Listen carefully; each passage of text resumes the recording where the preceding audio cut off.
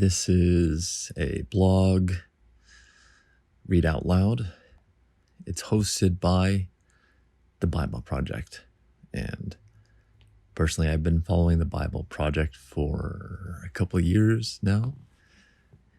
And the help that they provided in really getting a grasp of what all the books in the Bible are. I mean, there's no one else like them. And so recently I was able to donate to their cause, and I recommend all the above. And in this blog, it's titled 3 Love Stories in the Bible That Help Us Rethink Romance. And then there's a question. What does the Bible say about romantic love? And so the writing here is done by Shara, Dramala, and the Bible Project team. This is 6 days ago, and today is Valentine's Day, 2023. Here we go. And I haven't read this before, so we're going to be experiencing this for the first time. All right. What comes to mind when you think about romantic love? A bouquet of red roses? Physical attraction? Dancing in the moonlight or sharing a candlelight dinner? Maybe romantic love means being so strongly drawn to another person that you cannot imagine a life without them. Or maybe a romantic love is about finding your soulmate, or the one who completes you, as Jerry Maguire put it. But is that the essence of real love, or just a part of it? Does truly loving another person mean we will experience a sense of excitement similar to discovering a treasure, a sense that I've found something deeply valuable for me? Or real love about something different, something more? Something more? Love in the Bible. The concept of romantic love as we understand it today isn't directly addressed in the Bible, partly because authors wrote and compiled it long before the Romantic era. We do have some racy love poetry in Song of Songs, and we have stories about loving relationships and marriages between people. But we don't see relationships that look like modern dating. No boyfriends, no girlfriends, no partners, in the way we think of romantic partners today, and no diamond rings and elaborate marriage proposals. So, what can we learn about romantic love from the Bible? Let's consider 3 stories of loving relationships in the Bible that'll help us get to the heart of romantic love, not the popular expectations surrounding modern romance, but the essence of true love. First, man and woman. In Genesis chapter 1, God speaks creation into existence. We are then transported to a garden filled with trees, rivers, and animals. That's Genesis chapter 2. Over and over, the authors show God declaring his creation good. In Hebrew, that's tov. That is, until he sees the human. In Hebrew, that's Adam. Until he sees the human alone. Now, the authors introduce a problem, an intentional literary design move, as they show God saying, it is not good for the human to be alone. That's Genesis chapter 2, verse 18. But why? God solves the problem first. God solves the problem by first dividing Adam in half. Genesis chapter 2, verse 21, only 3 verses later. So we often talk about this as though God took a rib from Adam and created Eve with it. But the Hebrew word is tselah, often translated as rib. is never used as an anatomical term in any other passage in Scripture. Outside of Genesis 2, the word is mainly used to describe the architecture of the tabernacle or temple.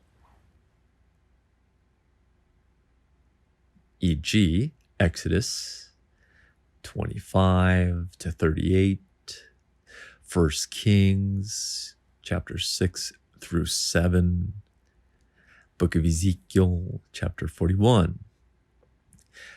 Now, the biblical authors use tsela to refer to the two halves of the Ark of the Covenant.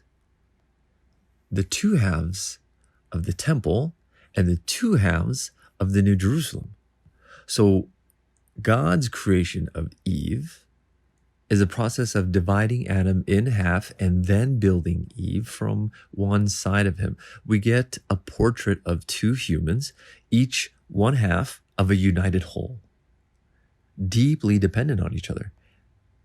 Adam's goodness and life depends on Eve, and hers depends on his.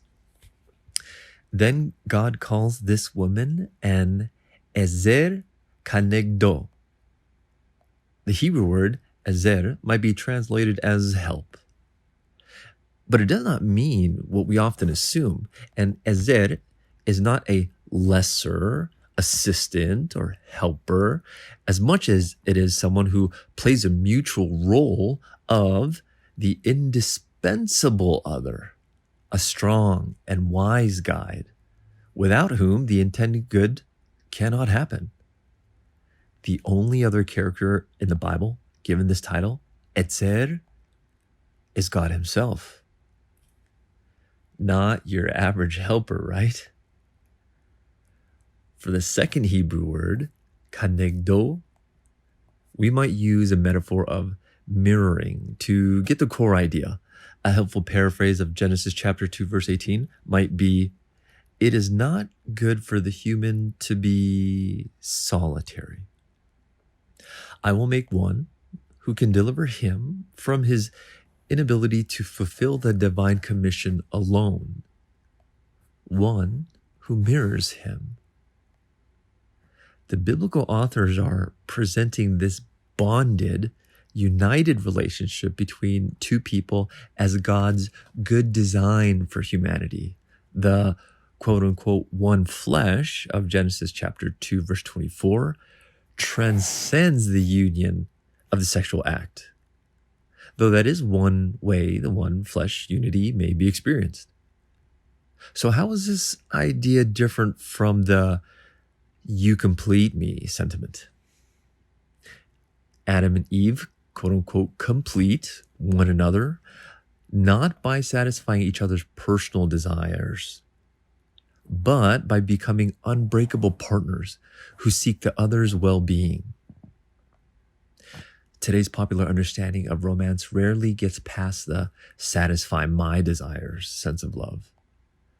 But the authors of Genesis describe this unbreakable partners sense of love as a foundation for human flourishing and tov, the goodness and right functioning of creation itself. In the final verse of Genesis chapter 2, we discover that the man and woman were naked and unashamed, an image of pure trust, openness, vulnerability, and safety. When one is genuinely unified with another, there's no need for self-protection or projection of a false self. In their most vulnerable state, the man and the woman were at rest. They had nothing to hide, no secrets or lies between them, no power grabs, hierarchies, or abuse. Instead, they had a portrait of love at peace. Next one, Ruth's expression of loyal love. Another story that helps us understand true love comes from the book of Ruth. Some see Ruth as the Hebrew Bible's famous love story. Girl gleans in a field. Boy sees girl gleaning. Girl uncovers boy's feet. We'll have to unpack that one later. Boy marries girl. A baby is born. The end. It's like a Hallmark movie, yeah? Maybe not. What if it's not like a modern love story at all? The story begins with an Israelite family in the land of Moab. Naomi and Elimelech have two sons who are married to Moabite women. One named Ruth and the other Orpah. Tragically, Naomi's husband and two sons die. All Ruth and Orpah have left is their widowed mother-in-law, Naomi, who has nothing to give them. Naomi says she will return to her hometown, Bethlehem, and that Ruth and Orpah should stay in Moab with their own people. And that's Ruth chapter 1, verse 11 through 13. Naomi has nothing more to give Ruth or Orpah that might complete them or satisfy them. And she warns against staying with her because doing so will surely bring more suffering. Orpah agrees with Naomi's logic, but Ruth expresses true love toward Naomi through a profound commitment, saying, "Where you go, I will go. Your people will be my people, and your God will be my God." And that's Ruth chapter 1, verse 16. Ruth promises to stay by Naomi's side and take care of her. As the story unfolds and other people see Ruth's loyalty to Naomi, they call her actions loyal love. Or in Hebrew, it's chesed. And that's Ruth chapter 3, verse 10 through 11. Chesed is marked by deep feelings of affection shown through acts of generosity and forgiveness and a commitment to the other's well-being. It's an outward expression of real love. Ruth's chesed is not conditional or based on what Naomi can do for her. Her chesed is a gift, an outpouring of her loving character. Later in the story, Boaz can't help but notice Ruth's loyal love. Ruth chapter 3, verse 11. He blesses her, and she reciprocates with loving generosity, leading to his desire to marry her. The authors parallel his loving commitment to Ruth's. Boaz embraces the way of loyal love towards their family. What kind of love is this? Could love between a mother and a daughter-in-law teach us what is meant to love someone romantically? The Bible gives us a beautiful picture of true love, even though it doesn't fit into the most modern ideas about romantic love. Wouldn't the best, most intense and fulfilling romantic relationship a person could experience be one where each person in the relationship acts in ways that preserve, that protect, and cause flourishing for the other, to give and not to take, to consider the other's needs above their own, to humbly sacrifice for the mutual blessing, shalom, Hebrew for peace or wholeness, and tov of the other. Third story, how Joseph loves a pregnant Mary. Finally, we turn to the New Testament's Christmas story. Wait, what? We associate angels, shepherds, and wise men with a Christmas story, but romance? Stick with us. There's something profound to learn about love from a character who does not have a single line in the story. Matthew's gospel tells us that Joseph was betrothed to Mary. In their world, betrothals were more serious than modern wedding engagements. The two were legally bound to one another, though they didn't yet live together or consummate their relationship. During the betrothal time, Mary discovers that she is pregnant, and the baby is not Joseph's. Matthew chapter 1, verse 18. Imagine being Joseph in this scenario. what is he supposed to do? In their culture, this would have been humiliating to both Mary and him. Joseph shows loving kindness to Mary by deciding to divorce her quietly. Matthew chapter 1, verse 19. That doesn't seem very loving. But consider the cultural context. Joseph could have preserved his own reputation by publicly shaming Mary. He could have told everyone she was pregnant with a child that wasn't his, leaving her to carry the burden alone. But Joseph won't do it. He shows mercy toward Mary. The authors say he wants to divorce her quietly because he is a righteous. And in Greek, that's dikaios, that he was a righteous man. This word in Greek is deeply relational, describing someone doing right by another person and treating others as infinitely valuable creations of God.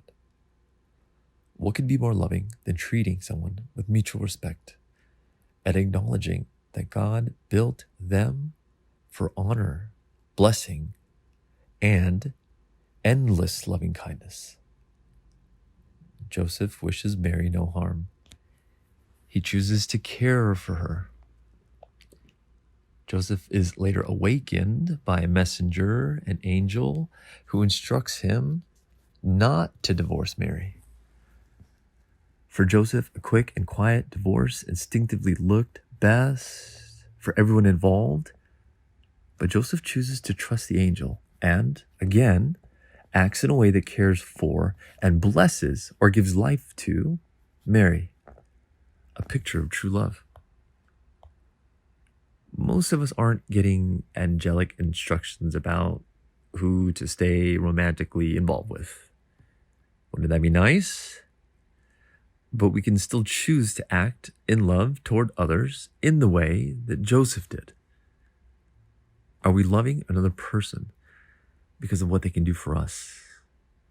Or are we loving them so that they can be built up, cared for, and blessed with life? Are we choosing to do right by the other person regardless of what they can do for us?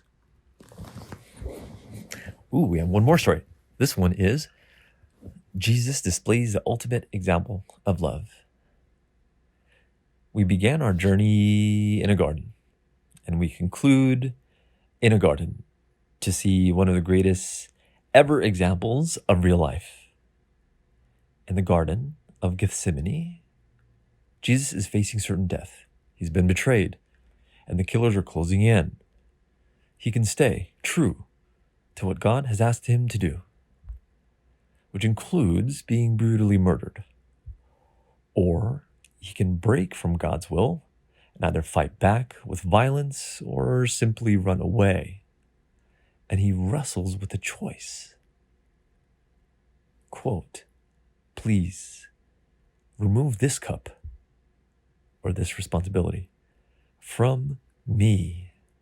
He pleads, asking his Father in heaven, excuse me. He pleads, asking his Father in heaven if there's any other way. And that's Luke chapter 22, verse 42a. Like every human, he instinctively wants to survive, but he doesn't operate on instinct alone, saying to the Father, "Not what I will, but what you will." Even though what God has asked him to do will cause significant suffering, Jesus stays. He gives himself for the well-being of all humanity and creation. In love, he gives himself for the sake of others. Jesus is God's chesed in human form, and his love restores life and partnership between God and humanity. In humility, Jesus chooses to value others above himself.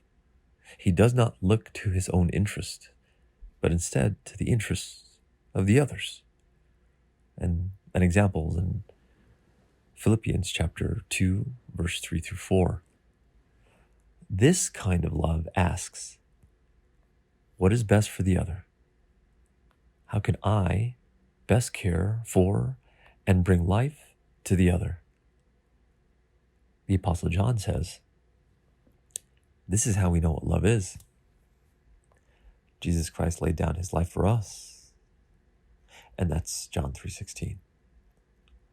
The heart of true love is the willingness to give oneself to another, creating an ecosystem of others-focused, self-giving love. Surely, this is the kind of love so many of us are looking for. So what do we really want?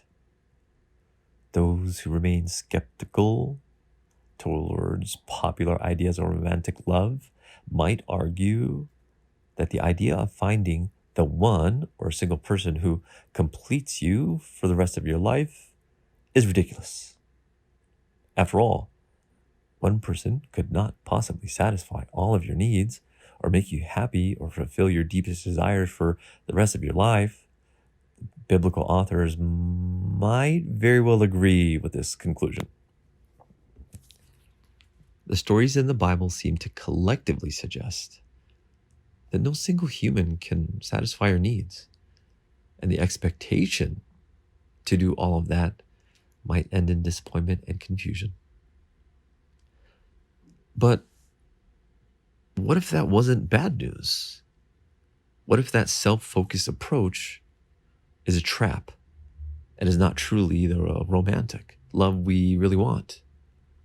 What if the Bible's definition of real love is deeper, more passionate, and more human? What happens when romantic love becomes outwardly expressive? What if love meant working alongside one another for the flourishing and tov of the world?